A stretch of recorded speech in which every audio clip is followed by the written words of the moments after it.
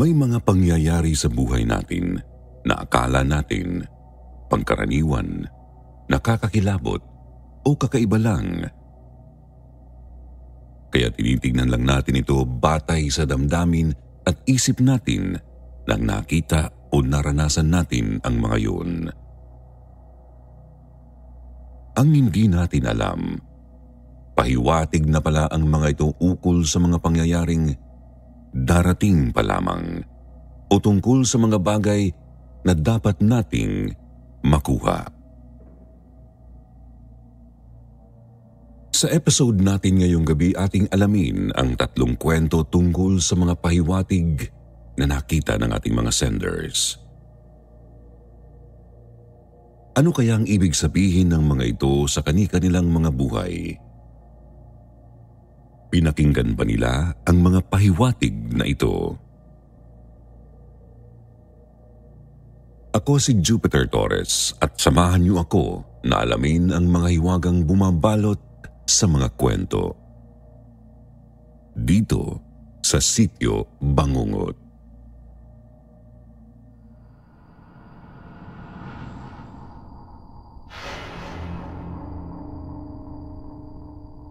Bantay ng Kayamanan.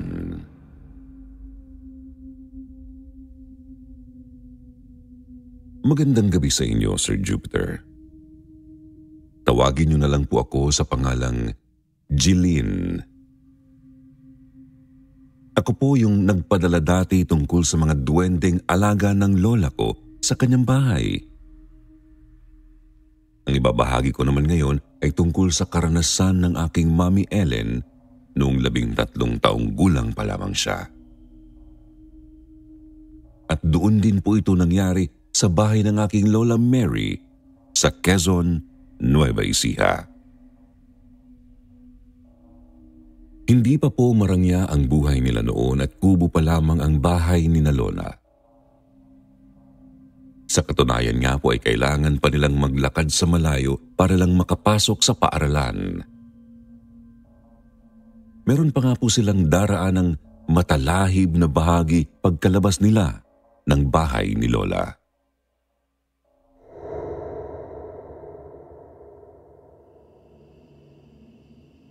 Isang araw dahil sa dami ng mga ginawa sa paaralan, ginabi ang aking ina sa pag-uwi. Naglalakad siya noon sa matalahib na daan nang may matanaw siyang kung anong maliwanag sa harap ng bahay. Medyo malayo pa siya sa bahay noon kaya hindi niya agad nakita ng malinaw kung ano ang pinagmumulan ng liwanag.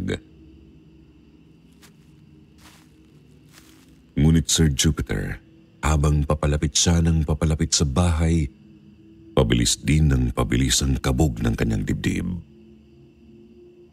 Unti-unti na po kasing nagiging malinaw sa kanya ang pinagmumulan ng liwanag. At noong nasa harap na siya mismo ng liwanag, ay tuluyan na siyang kinilabutan at hindi makagalaw sa kinatatayuan. Isa po kasing bolang apoy ang kanyang nakita na nakalutang sa harap ng kanilang bahay. Hindi niya sigurado kung ilang minuto siyang hindi nakagalaw. Namalaya na lang niyang lumayo ang bolang apoy. Pagkatapos, lumubog ito sa lupa kung saan may nakatanim na puno ng sampalok ni Lola.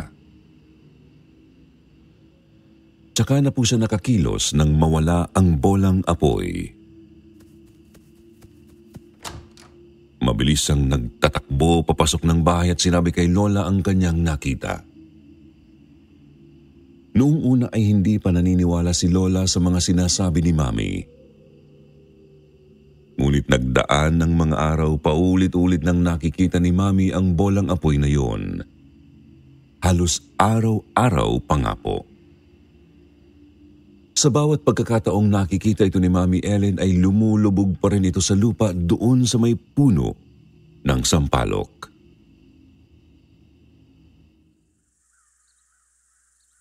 Isang makulimlim na hapon, Sir Jupiter, nasa loob lang ng bahay si Mami Ellen noon. habang nasa labas naman si Lola.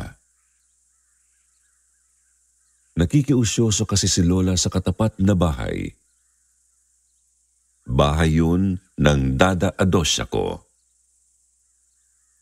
Nakulam daw po kasi si Dada Adosya dahil sa inggit, tapos ay ginagamot ito ng isang albularyong galing pa sa Mindoro. Nang matapos ang pagpapaalis ng kulam, lumabas na ang albularyo sa bahay ni Dada.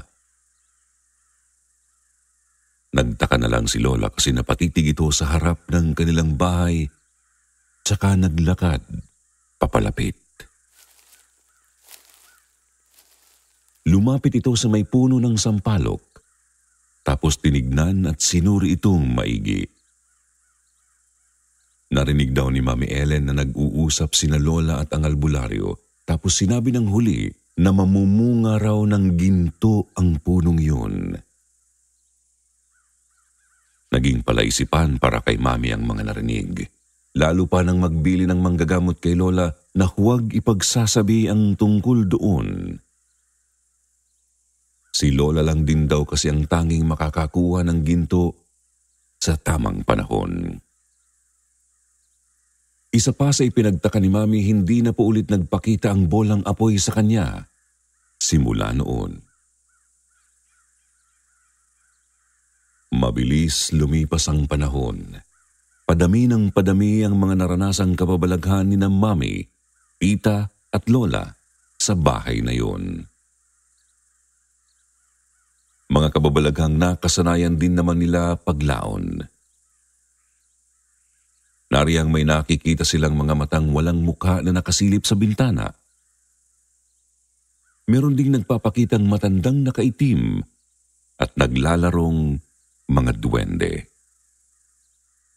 May mga pagkakataon nga rin po na kahit ang mga kaibigan ni Tita at Mami na pagkakatuwaan din ng naturang mga nilalang. Kaya halos lahat ng mga tao sa barangay na yon ay alam ng may naninirahang kakaibang mga nilalang sa bahay ni Lola. Hanggang sa dumating sa puntong tumanda na si Lola at meron na rin kani-kaniyang pamilya sina Mami at Tita. Kami nga po na pamilya ni Mami Ellen ay nasa Maynila noon.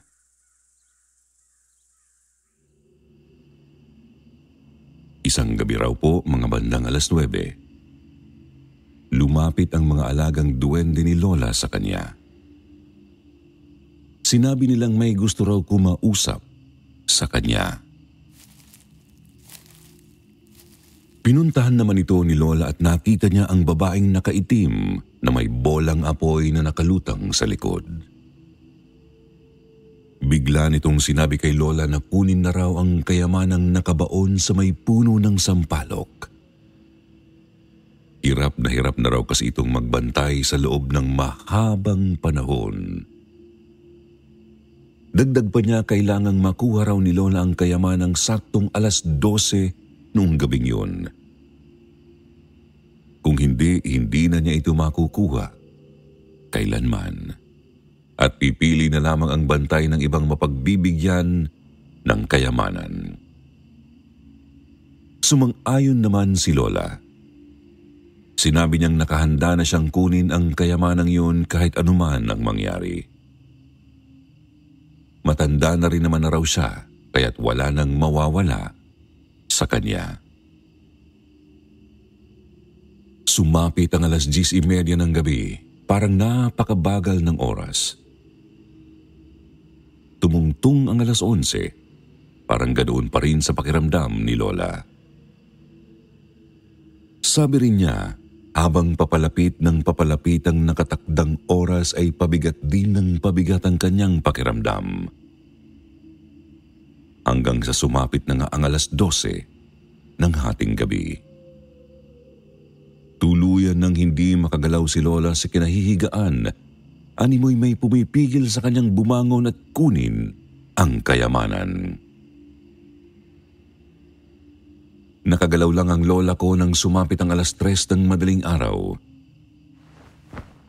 Dali-dali siyang bumangon at tumakbo papunta sa may puno ng sampalok. Naghukay po siya ng naghukay, subalit wala siyang natagpuan.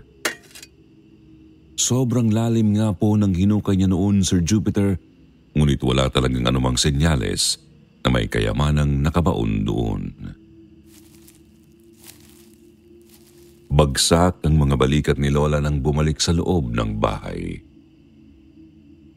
Nagsusumigaw ito. Tinatawag ang mga duwende at ang babaeng nakaitim, ngunit wala ang mga ito. Lumipas pa ang mga araw at linggo, hindi pa rin talaga nagpapakita ulit ang mga alaga ni Lola.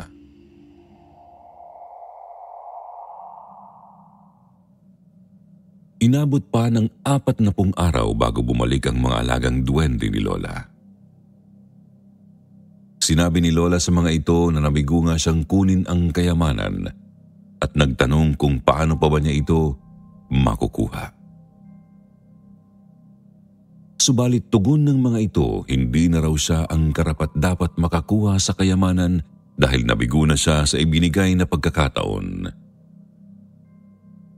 Ang tanging makakakuha lang daw ay ang anak na panganay ni Lola na si Mami Ellen.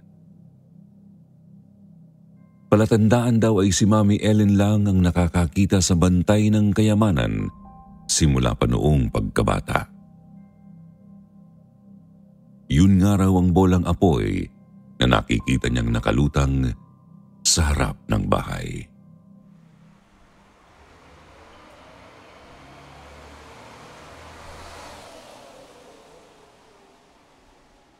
Walang sinayang na oras si Lola noon. Dali-dali siyang bumiyahe pa Maynila upang sabihin kay Mami Ellen ang lahat. Sa una ay sumang-ayon pa si Mami na kunin ang kayamanan. Ngunit nang mapagtanto niyang magiging kapalit nun ang buhay niya, agad niyang binawi ang pasya. Ayaw niya kasi kaming maiwan ng mga anak niya, lalo't mas importante pa kami higit sa kahit anumang kayamanang nasa bahay ni Lola. Pagkatapos po ng mangyari yun, dumalang na ang pagpapakita kay Lola ng kanyang mga alagang duwende. Tuluyan na ring naglaho ang babaeng nakaitim na bantay ng kayamanan. Ngayon iniisip ko po, Sir Jupiter, ako ang panganay na anak ni Mami Ellen. Dagdag pa, nakikita ko rin ang bolang apoy na nakikita ng mami ko noong bata pa siya. Kaya di ko maiwasang maitanong sa sarili, may posibilidad po kayang ako ang susunod na pwedeng kumuha ng sinasabing kayamanan? I-comment nyo na lang po ang inyong opinyon, mga kasityo bangungot. Dito ko na lang po muna tatapusin ang kwento ko, Sir Jupiter. Marami pa akong ibang pwedeng ibahagi, pero sa susunod ko na lang po ipapadala sa inyo. Maraming salamat, Sityo Bangungot. More power sa inyong channel. God bless and stay safe always.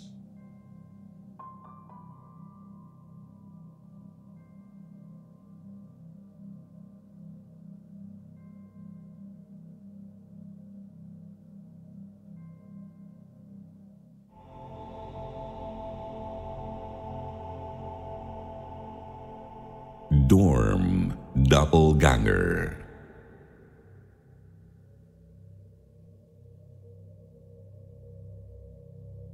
Hi mga taga-Sityo Bangungot. Tawagin niyo na lang ako sa pangalang Dexter. Ang kwentong isasalaysay ko ay personal kong naranasan noong ako ay binata pa lamang. Naganap ito noong nasa first year college pa ako way back 2004 sa isang malaking state university rito sa Leyte. Tungkol po ito sa isang doppelganger o yung malignong kinokopya ang itsura ng mga ordinaryong tao. Nangyari po ito sa isang dorm sa upper campus ng university. Nasa room 7 po ako ng third floor, tapos 6 kaming estudyanteng tumutuloy sa kwarto na yon. Gamit namin ay 3 double deck na mga kama. First experience ko sa doppelganger ay noong galing akong klase mga bandang 3:00 ng hapon. Nag-cutting classes po kasi ako noon kaya maaga akong nakalabas. Pagkarating ko sa dorm, tahimik ang paligid kasi nga class hours pa at wala pang masyadong tao. Pag-akyat ko sa may second floor, nakasalubong ko ang roommate kong si Kuya Joel na tinatawag din naming si Big Brother. Kaya ganoon ang tawag namin sa kanya kasi third year na ito tapos siya ang tumatayong leader o kuya ng room namin. Tahimik na tao lang ito at konti lang ang kaibigan. Nang makasalubong ko si Big Brother ay nakatuwalya lang ito. Kaya naisip kong baka maliligo siguro. Naroon lang din kasi malapit sa hagdan sa may second floor ang CR. Tinawag ko naman po siya at binati pero hindi siya tumugon o tumango man lang. Naisip ko baka may problema o di kaya nagmamadali kaya di ako napansin. Dumiretso na lang ako sa aming room subalit laking gulat ko nang naabutan kong naroroon si Kuya Joel at mag-isang natutulog. Sir Jupiter, talagang kinilabutan ako ng husto noon. Kaya dali-dali na lang akong nagbihis, lumabas ng kwarto at dumiretso ng kantin. Hindi ko na nga po sinilip ang CR dahil sa sobrang takot ko. Pinalagpas ko lang ang first encounter kong yun sa doppelganger. Hindi ko rin muna kinausap si Kuya Joel kasi baka mag-alala ito. Hindi nga lang talaga mawala sa damdamin ko ang matinding kilabot kapag naaalala ang nangyari.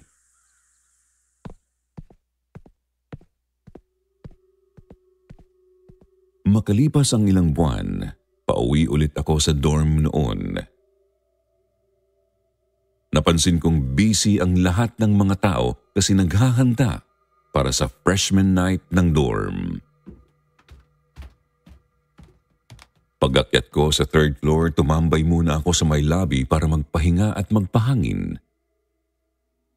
Pinagmamasdan ko lang ang mga dorm mates ko na sobrang busy sa kani-kanilang mga assigned tasks. Dumungo naman ako sa baba at nakita kong naroroon si Kuya Joel sa may receiving area. May kasamang 3 bisita. Pinagmasdan ko lang silang nag-uusap at nagkukulitan. Mga ilang minuto rin akong tumambay doon sa third floor lobby at nagsa-cellphone. Nang mapansin kong umalis na sina Kuya Joel at ang mga bisita niya, naisip ko na ring pumasok na ng room namin. Magbibihis dapat ako tapos maghahapunan sa kantin. Subalit nagulat na naman ako nang makita kong naroroon si Kuya Joel sa loob. Nakaupo at nakayuko sa kanyang study table habang may sinusulat. Doon ko na po napagpasyang magsalita na at ikwento kay Kuya ang aking mga naranasan. Taimtim lang siyang nakinig sa akin noon at sobrang seryoso ang kanyang mukha. Tumango-tango tapos sinabihan akong huwag matakot. Naranasan na rin daw kasi niya ang mga yun pero hindi lang niya pinapansin. Mas maigi raw na ipagdasal na lang namin kung ano o sino man ang mga yun. Nang patapos na ang semester, halos lahat na ng mga dorm mates ko ay nagsiuwian na sa kani-kanilang mga tahanan. Yung iba naman, naggaling pa sa mga malalayong lugar ay nagpasya na lang na huwag nang umuwi. sayang lang daw kasi ang pamasahe kung babiyahe pa sila. Naisip nilang magpaiwan na lang sa dorm at kasama si Kuya Joel sa mga nagpaiwang yun. Ako naman ay umuwi noong mga panahong yun.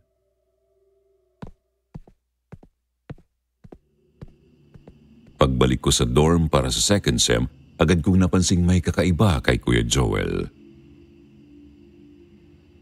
Palagi itong balisa at wala ito sa sarili. Nakatitig lang sa kawalan habang nakaupo, tapos hindi halos nagsasalita. Isang gabi saktong naiwan kaming dalawa sa room. Kinausap ko siya at tinanong kung okay lang ba siya kasi nga mukha siyang may dinadalang problema.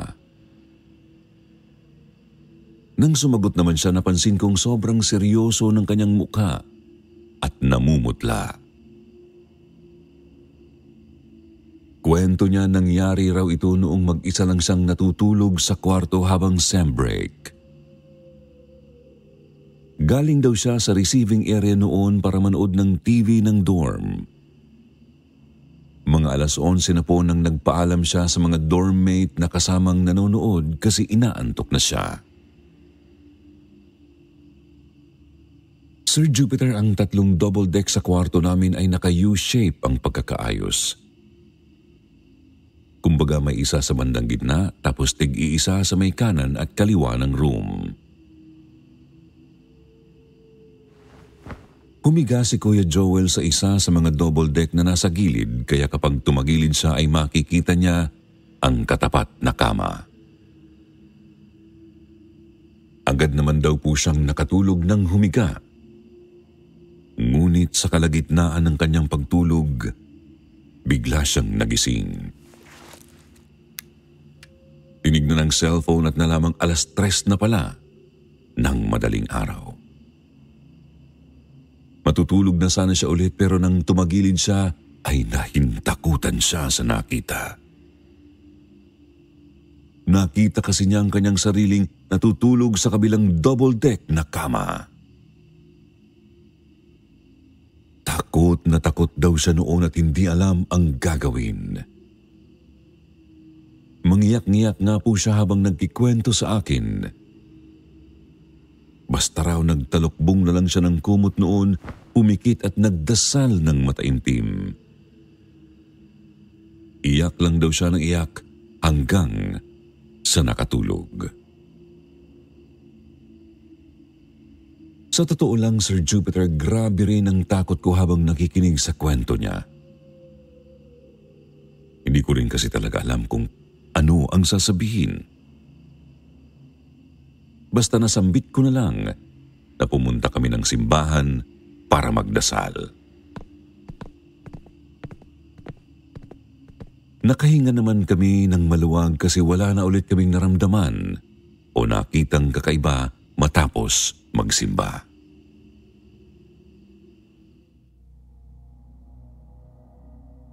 Lumipas pa po ang ilang buwan, kakabalik ko lang sa dorm noon galing Christmas break.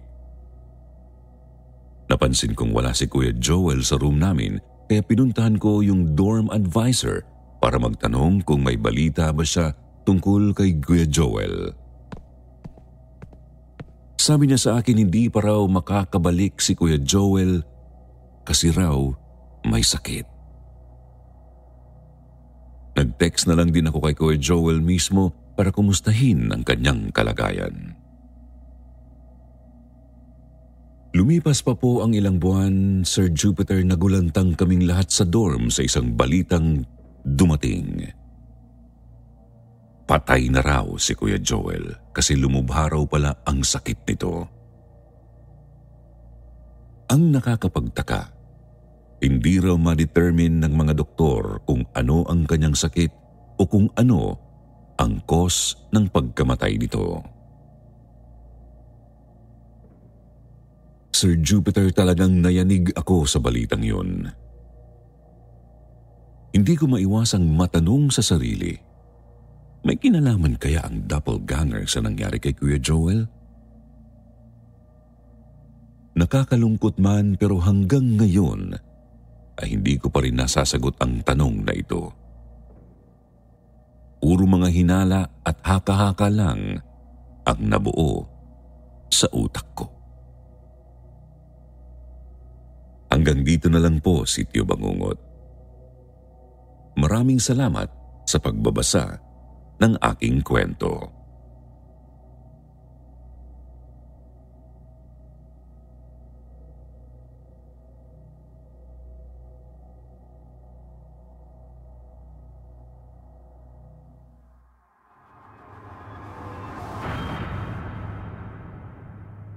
Panaginip.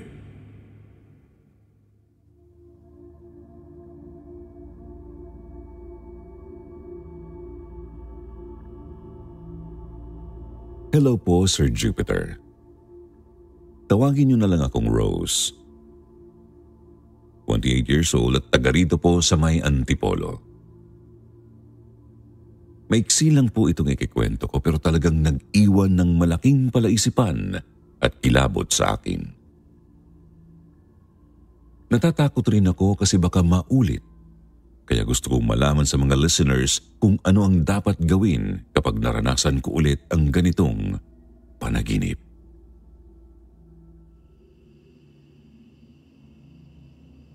Nangyari po ito noong nagdaang taon lang at talagang hindi namin inaasahan. Kakauwi ko lang po noon galing sa pinapasukang pabrika ng mga processed food. Pagod na pagod kasi nag-overtime ako. Naglalakad pa lang ako sa may bangketa ay hindi na talaga maganda ang pakiramdam ko. Bahagya akong nahihilo tapos para ba akong lalagnatin. Nang maglakad na ako sa looban papuntang bahay, nakasalubong ko ang kapatid kong 25 anyos. Tawagin na lang natin siyang Faith. May gala raw kasama ang mga barkada pero uuwi rin naman agad bago maghating gabi. Sinabihan ko naman siyang mag-ingat pero nagtaka ako. Pakiramdam ko kasi sa loob-loob ko gusto ko siyang pigilan. Feeling ko may mangyayaring hindi maganda noong gabing yun. Pero pinilit ko lang isantabi kasi inisip kong baka sa pagod ko lang.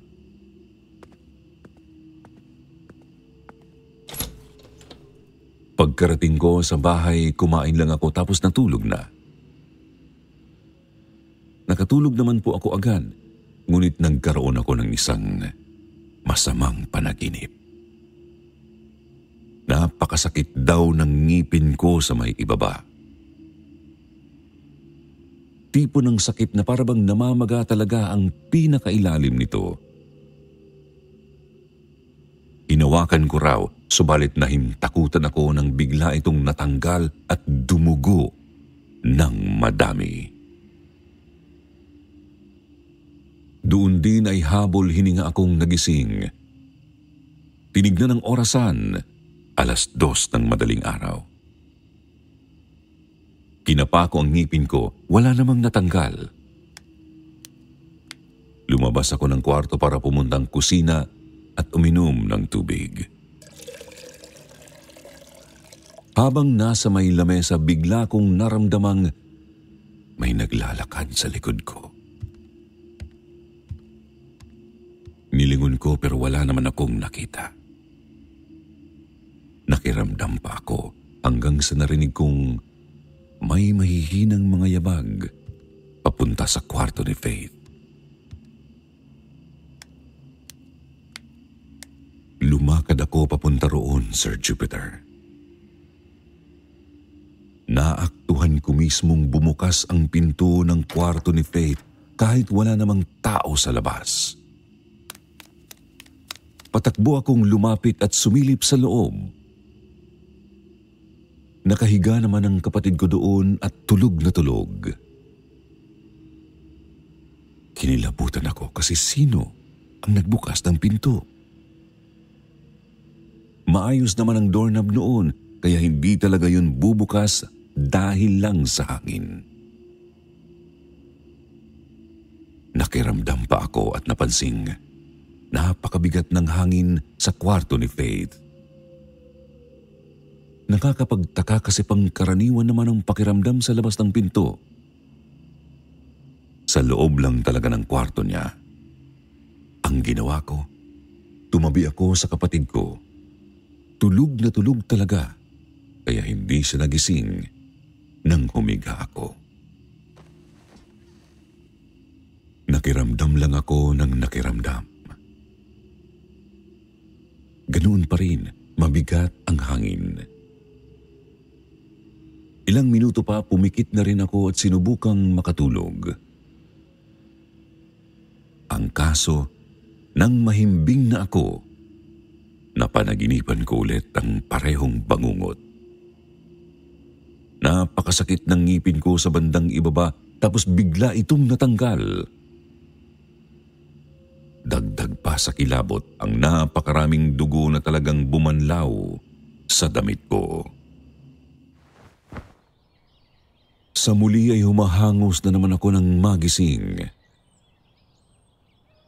Napakusot ng mga mata kasi medyo nasilaw ako sa sikat ng araw. Naalala kong naroroon nga pala ako sa kwarto ni Faith, kaya tinignan ko siya. Tulog na tulog pa rin, ngunit napakataas ng lagnat nito, Sir Jupiter. Taranta akong tumayo tsaka pasigaw na tinawag sina Mama at Papa. Inasikaso naman ang kapatid ko pero pataas pa rin ang pataas ang lagnat nito. Nang umabot na ito ng 40 sa thermometer, agad na namin siyang isinugod sa ospital, lalo na nang magsimula na siyang manginig ng husto. Subalit hindi na kami umabot, Sir Jupiter. Dineklarang dead on arrival ang kapatid ko. Pinasuri pa namin ang kanyang katawan pero wala namang mahanap na kakaiba ang mga doktor. Hindi nila matukoy ang sakit kaya wala talaga kaming ideya kung ano ang nangyari. Ako naman iniisip ko kung pahiwatig ba ang bangungot ko, pati na yung kakaiba kong naramdaman sa kanyang kwarto. Sir Jupiter, binabagabag pa rin ako ng isiping ito hanggang ngayon. Kaya sana kung meron sa mga listeners ninyong nakakaalam sa posibleng sagot, i-comment lang po ninyo at nang mabasa ko. Maraming salamat po.